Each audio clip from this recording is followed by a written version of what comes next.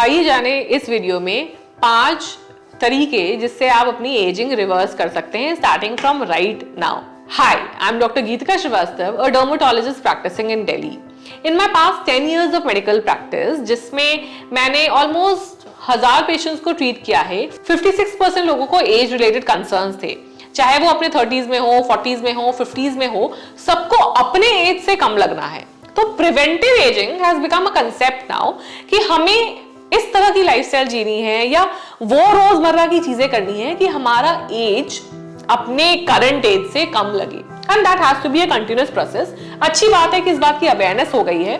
तो आइए जाने इस वीडियो में वो 5 तरीके जिससे आप अपने उम्र से कम लग सकते हैं। सबसे पहला टिप है lifestyle, it's a no brainer. देखो, nothing can beat an unhealthy lifestyle. अगर आप रेगुलरली एक्सरसाइज करते हैं, आपकी चाहे आप रनिंग करें, जॉगिंग करें, एरोबिक एक्सरसाइज करें, जुम्बा करें, डांस फिटनेस करें या वेट लिफ्ट करें, अगर आप रेगुलरली 1 घंटा एक्सरसाइज कर रहे हैं, you will definitely get results, है ना। तो क्योंकि क्या होता है, एक्सरसाइज से हमारी बॉडी में एंडोर्फिन्स रिलीज होता है, इन्फ्लेमेटरी हार्मोन्स कम होते हैं जो बॉडी के लिए हानिकारक होते हैं, जिसकी वजह से आप नेचुरली अपने आसपास के सहेलियों से, सखियों से कम दिखेंगे।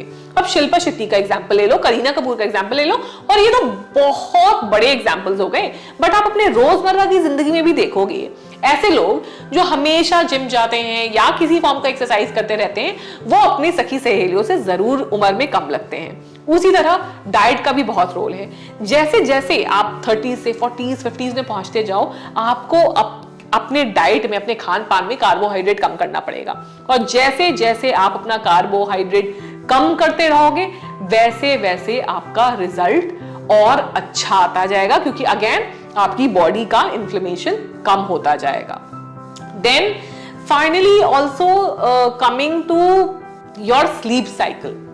अगर आप बहुत ऑड आवर्स में सो रहे हैं, then also it will impact your age. देखो, हमारी बॉडी का ना एक बायोलॉजिकल क्लॉक होता है, सर्कैडियन रिदम होता है, कि हमारी बॉडी के हार्मोन्स सूरज के उगने के साथ एक्टिव हो जाते हैं और सूरज के ढलने के साथ इनएक्टिव हो जाते हैं। अगर आप अपना नॉर्मल रूटीन ऐसे ही ढाल लो, आपको बहुत अच्छे रिजल्ट आएंगे। मतलब आप 7 से 8 बजे जग जाओ, 10-11 बजे मैक्सिमम तक सो जाओ, तो आपका एक बायोलॉजिकल रिदम बना रहेगा और आपको बहुत अच्छे रिजल्ट्स मिलेंगे।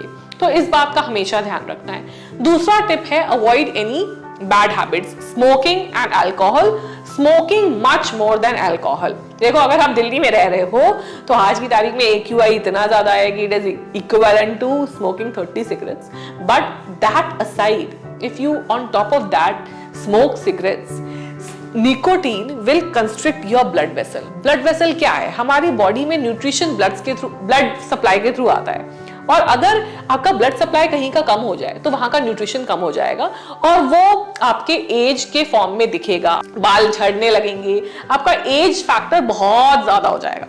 So please ensure that you do not smoke at all. Similarly, जो लोग अल्कोहल बिंजिंग करते हैं कि एक साथ बहुत ज्यादा अल्कोहल पी लिया, उससे उनकी बॉडी हाइड्रेट और डिहाइड्रेट होती है। मतलब अचानक से फूल गई because of water retention, and अचानक से डिहाइड्रेट हो गई। इसके वजह से स्किन इलास्टिसिटी डैमेज हो जाती है और एजिंग प्रोसेस बहुत फास्ट हो जाता है। तो कभी भी अल्कोहल बिंज नहीं करना है, अल्कोहल जहां तक हो सके अवॉइड करना है। तीसरा, एडिक्वेट SPF।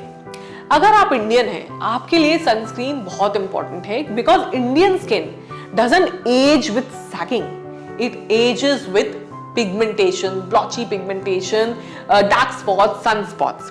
तो इट इज वेरी इंपॉर्टेंट कि आप सनस्क्रीन लगाएं, आपके स्किन को धूप की किरणों का नुकसान ना हो, आपके स्किन में किसी तरह का DNA डैमेज ना हो, स्किन की इलास्टिसिटी ना जाए, और एजिंग वाली चेंजेस बहुत जल्दी ना दिखें। Then using adequate actives. देखो, मैं ये नहीं कहूंगी कि retinol, vitamin C is the key to looking younger, but it is definitely one of the component.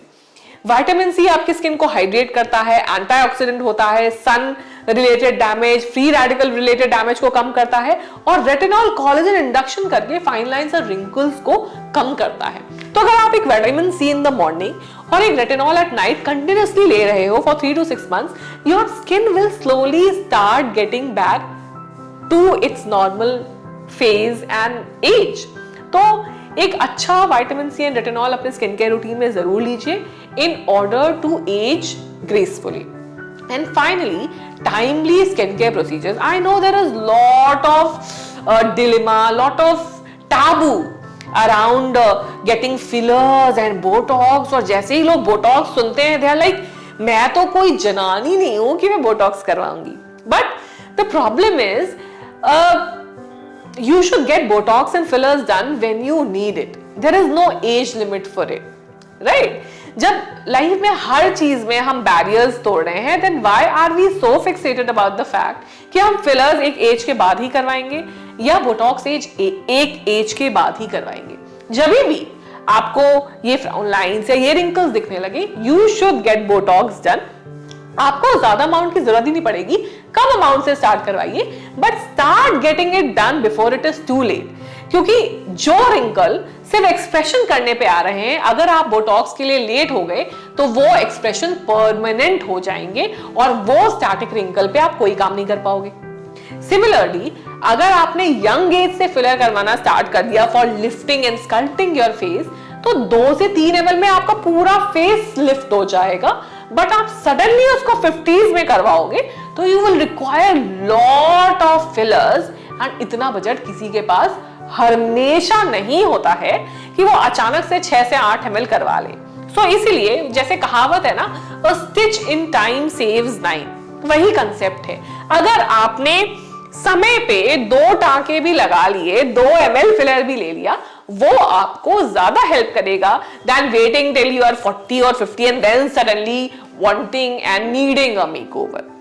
इन सब बातों का ध्यान रखिए और अपने एज से यंग दिखिए। इस वीडियो को उन तक जरूर पहुंचाइएगा जो अपने उम्र से कम दिखना चाहते हैं। I am sure each of you wants to look younger than your age. आज के लिए इतना ही, तब तक के लिए बी ब्यूटीफुल, बी इन्फ्लुएंशियल।